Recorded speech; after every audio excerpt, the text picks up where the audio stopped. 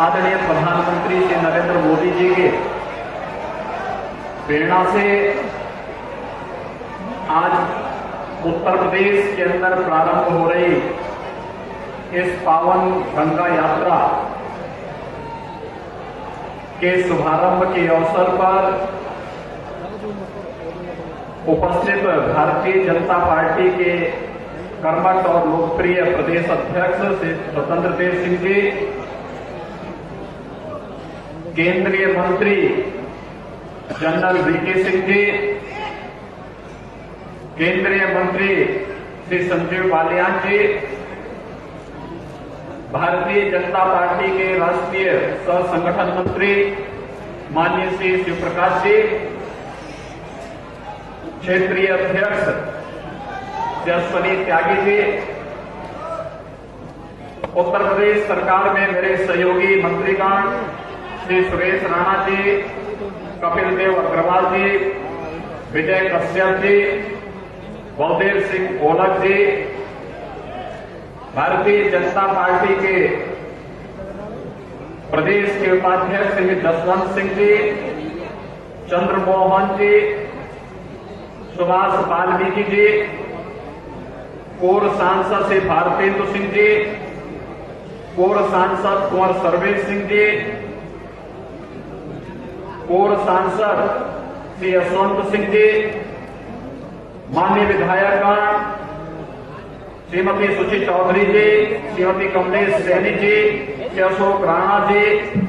श्री ओम कुमार जी, श्री साकेंद्र प्रताप जी,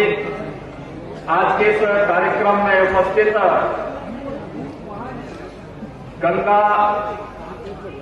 सुरक्षा समिति से जुड़े हुए सभी पदाधिकारीगण, भारतीय जनता पार्टी समेत विभिन्न सामाजिक, सांस्कृतिक और आध्यात्मिक संगठनों से जुड़े हुए सभी उपस्थित महानुभाव और इतनी भारी संख्या में मां गंगा के प्रति अपने दायित्वों का निर्वहन करने के लिए उपस्थित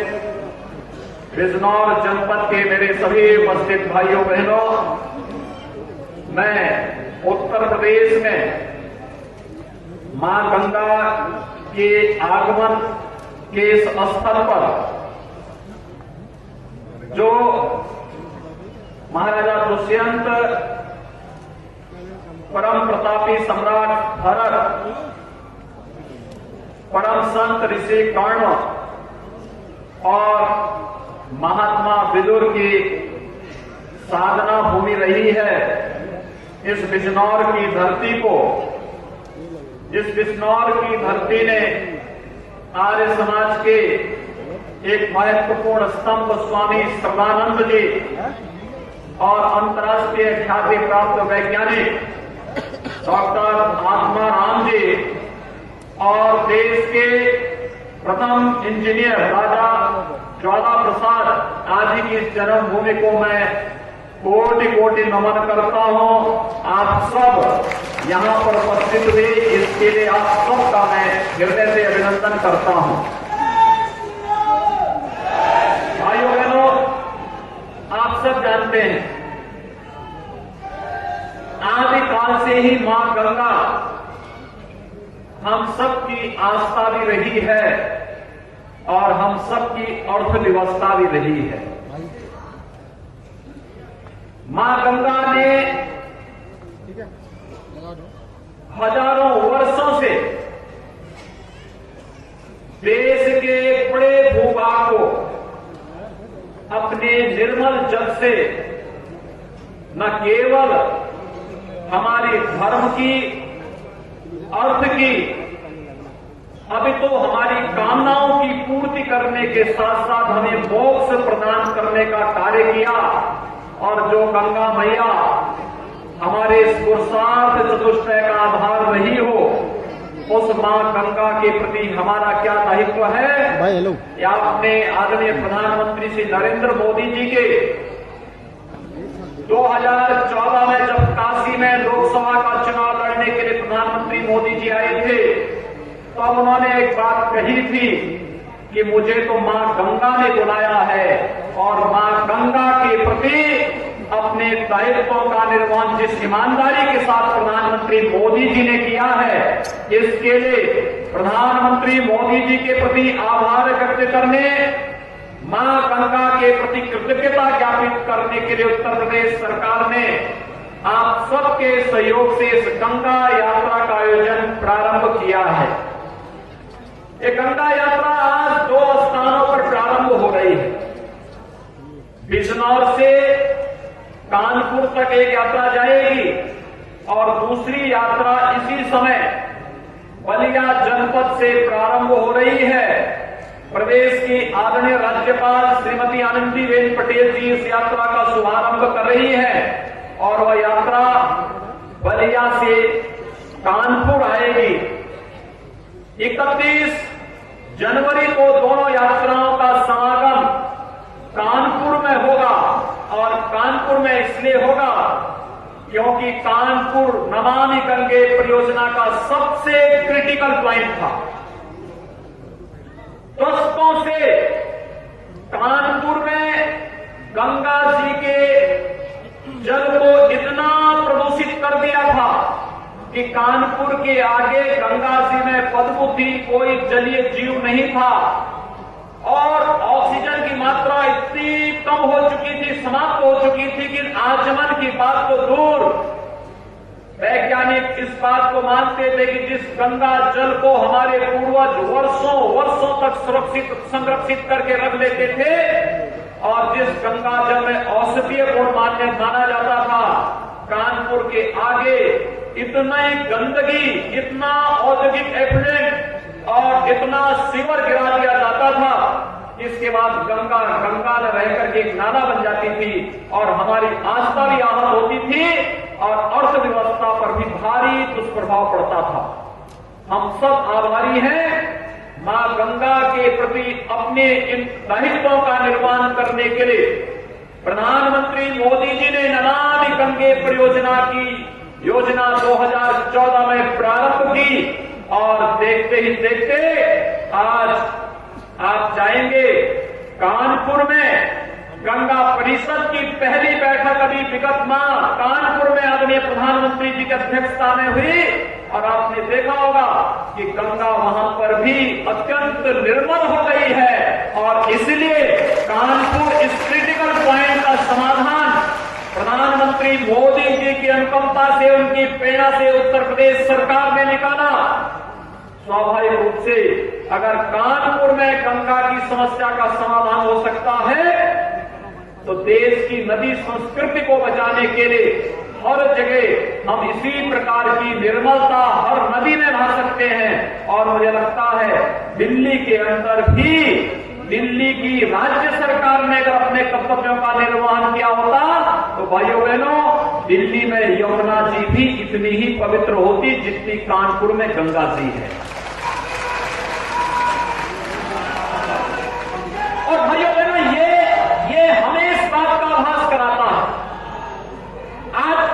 जब हम लोग इस यात्रा को यहां पर प्रारंभ कर रहे हैं और दोनों यात्राएं एक साथ जब कानपुर में समागम होंगी तो वहां पर फिर से एक नया संदेश हम गंगा की निर्मलता का वहां से देंगे और इस अभियान के साथ कि गंगा हमारी आस्था भी है, गंगा हमारी अर्थव्यवस्था भी है। आस्था इसलिए आप सब जानते हैं महाराज भगीरथ ने महाराज सागर के अपने पूर्वजों के 60,000 पुत्रों के मुक्ति के लिए स्वर्ग से गंगा की धारा को भागीरथी के रूप में इस धराधाम पर अवतरित करवाया था। हजारों वर्षों से मां गंगा बिना किसी भेदभाव के हर भारतवासी को तारने का कार्य कर रही है। लेकिन एक तरफ आस्था की प्रतीक गंगा बनी, वहीं दुनिया के अंदर सर्वाधिक उर्वरा भूमि के रूप में अगर हम किसी भूभाग को जानते हैं तो गंगा बेसिन का जो क्षेत्र है जिसमें देश की 40% आबादी निवास करती है, उस 40% आबादी के साथ साथ मेरा यह मानना है कि अकेले गंगा माता की कृपा इतनी ज्यादा है कि गंगा बेसिन का ये क्षेत्र केवल उत्तर प्रदेश ही नहीं, दुनिया का पेट भरने की क्षमता रखता है। और यहाँ के किसानों के पुरुषार्थ और उनकी सामर्थ्य के बल पर उन्होंने अपनी क्षमता के बल पर उस प्रकार की शक्ति भी अर्जित की है। और इसलिए जिस गंगा माता के में जो गंगा माता हमारी आस्था और अर्थव्यवस्था की प्रतीक रही हो, उस गंगा माता के प्रति अपने दायित्व का निर्वहन करने के लिए हमने जो किया उसको बताने के लिए आगे जो करने जा रहे हैं, इसको भी उद्घोष करने के लिए इस गंगा यात्रा को एक साथ प्रदेश के 2 क्षेत्रों से प्रारंभ करके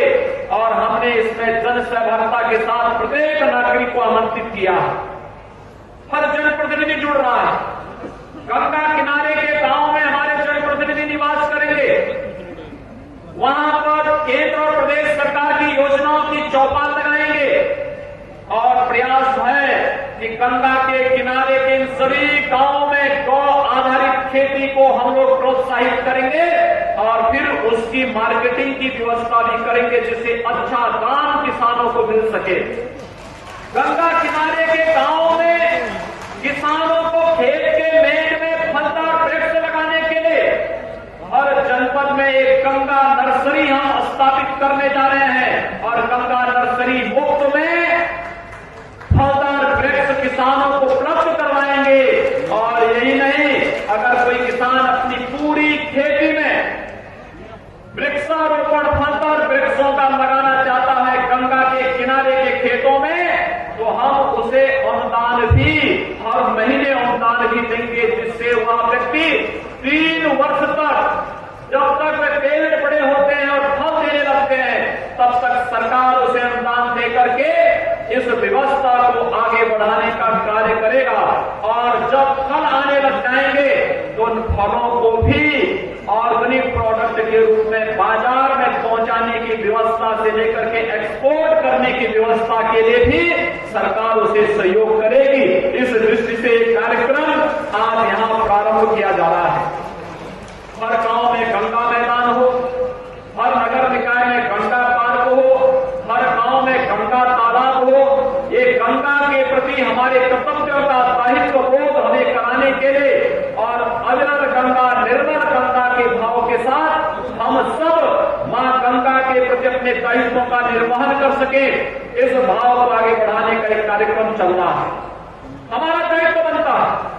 हम कोई भी व्यक्ति मरता है तो अंतिम संस्कार या तो अग्नि संस्कार के रूप में करें या फिर हम उसे जमीन में समाधि दे करके या जो भी परंपरा के अनुसार कार्य करें। लेकिन हमारा एक कार्य होना चाहिए कि कोई भी व्यक्ति मरता है हम गंगा जी में प्रवाहित न करें, क्योंकि मनुष्य मरता है गंगा जी में फेंक देने का कार्य, नदी प्रदूषित होती है। कोई पशु मरता है नदी में फेंक दिया जाता है, इससे मुक्ति नहीं मिलने वाली है। हम लोगों का कार्य होना चाहिए कि कोई भी गंदगी हम गंगा जी में न गिराने दें। हमारे गांव का कोई नाला, कोई शहर का नाला गंगा जी में न गिरे, ये अभियान हर नागरिक का दायित्व बनता है। और इसके लिए हर ग्राम पंचायत में गंगा सुरक्षा समिति का गठन हो। इसके लिए आप सबका मैं आह्वान करूंगा कि हर ग्राम पंचायत में गंगा सुरक्षा समिति के माध्यम से हम मां गंगा के प्रति अपने दायित्वों का निर्वहन करने के लिए आगे आए। दूसरी ओर हम लोगों का यह भी दायित्व बनता है कि जो कुछ भी हो सकता है हमारे स्तर पर अलग अलग गांव में अलग अलग गतिविधियों को बढ़ावा देने की कार्रवाई हमारे स्तर पर हो। और भाइयों बहनों, ये कार्यक्रम अगर आगे बढ़ते हैं, तीव्रता के साथ आगे बढ़ते हैं, कोई कारण नहीं कि आने वाले समय में हम दुनिया के सामने आदरणीय प्रधानमंत्री मोदी जी के इन संकल्पों को कि गंगा मैया के प्रति हम अपने दायित्व का निर्वहन करने के लिए आए हैं, तो गंगा मैया के प्रति हर भारतवासी आस्था अर्थव्यवस्था के साथ मां गंगा को जोड़ करके हम लोग मां गंगा की धारा की अविरलता और निर्मलता को पूरी दुनिया के सामने एक मानक के रूप में रख सकते हैं। और आज देश तो उस दिशा में तेजी के साथ आगे बढ़ा है। हम सब जानते हैं, एक तरफ हम गंगा यात्रा के माध्यम से गंगा की अविरलता निर्मलता के संकल्प के साथ आगे बढ़ रहे हैं, और पिछले कुछ समय से जो घटनाएं देश के अंदर घटित हुई, आपने देखा होगा आजादी के बाद लोग इस बात को मानते थे 500 वर्षों से अयोध्या में राम जन्मभूमि का मुद्दा टलवाया जाता था, समाधान ही न हो, लेकिन आज समाधान हो गया। अयोध्या में भगवान राम के भव्य मंदिर के निर्माण का मार्ग प्रशस्त होना इस बारे में इस बात को साबित करता है कि भारत के अंदर अगर हम एक सही नियत के साथ निरंतर अपने कार्यक्रम को लक्ष्य बनाकर के आगे बढ़ेंगे, अवश्य सफलता मिलेगी। और गंगा मैया के मुद्दे को लेकर के भी यही कार्य योजना हमें बनानी होगी। हमें गंगा जी को हर हाल में साफ रखना है, निर्मल रखना है, और यह केवल सरकार का नहीं, समाज का दायित्व है, संतों का दायित्व भी बनता है। धार्मिक और आध्यात्मिक और सांस्कृतिक क्षेत्र में काम करने वाले लोगों का, व्यापारिक क्षेत्र में कार्य करने वाले लोगों का, हर गांव का, हर किसान का, हर नौजवान का, हर महिला का ये दायित्व बनता है। वह मां गंगा की निर्मलता के लिए अपने आप को तैयार करें, और उस तैयारी के ही क्रम में आज मैं आप सबका आह्वान करने के लिए यहां पर आया हूं। मुझे याद है आज प्रातः काल कितना खराब मौसम था। मुझे याद है इस कार्यक्रम में अभी उत्तराखंड के माननीय मुख्यमंत्री जी को भी आना था, लेकिन मौसम खराब होने, विजिबिलिटी न होने के कारण उनका हेलीकॉप्टर नहीं आ पाया। भाइयों बहनों, आप इतनी भीषण शीतलहरी में यहां पर पिछले 3-4 घंटे से आए हैं। ये मां गंगा के प्रति हमारे दायित्वों को भी प्रदर्शित करता है। आपने जो जोश दिखाया है, आपने जो उत्साह दिखाया है, आपका जो उमंग है मां गंगा के प्रति, ये आभार प्रधानमंत्री मोदी जी के प्रति और मां गंगा के प्रति कृतज्ञता ज्ञापित करने का भी उत्साह है, और मैं इसके लिए आप सबका अभिनंदन करता हूं। हमने सबकी आस्था का सम्मान किया। आपने देखा होगा पिछले 2.5-3 वर्ष के दौरान प्रदेश के अंदर कोई दंगा नहीं हुआ, किसी को गुंडागर्दी करने की छूट नहीं, अराजकता फैलाने की छूट नहीं। और भाइयों बहनों, हमने ये भी कहा हर जाति, हर मत, हर मजहब के लोग अपनी आस्था और अपनी परंपरा के अनुसार अपने पर्व और त्योहारों को मनाएं, कहीं कोई समस्या नहीं। कांवड़ यात्रा रोक दी जाती थी, हमने कहा नहीं, कांवड़ यात्रा रुकेगी नहीं। कांवड़ यात्रा के लिए हम पुष्प वर्षा करने की व्यवस्था भी करने जा रहे हैं, और मुझे प्रसन्नता है सभी लोगों ने मिल करके कांवड़ यात्रा के साथ जुड़ करके जिस विश्वास के साथ इस कार्यक्रम को आगे बढ़ाया है, वह एक व्यापक आस्था के प्रतीक के रूप में आगे बढ़ा है। और ये परंपराएं इसी रूप में आगे बढ़नी चाहिए। इस विश्वास के साथ मां गंगा के प्रति हम सब अपने उत्तरदायित्वों का निर्वहन कर सके, इस विश्वास के साथ मैं आज के इस अवसर पर गंगा यात्रा शुभारंभ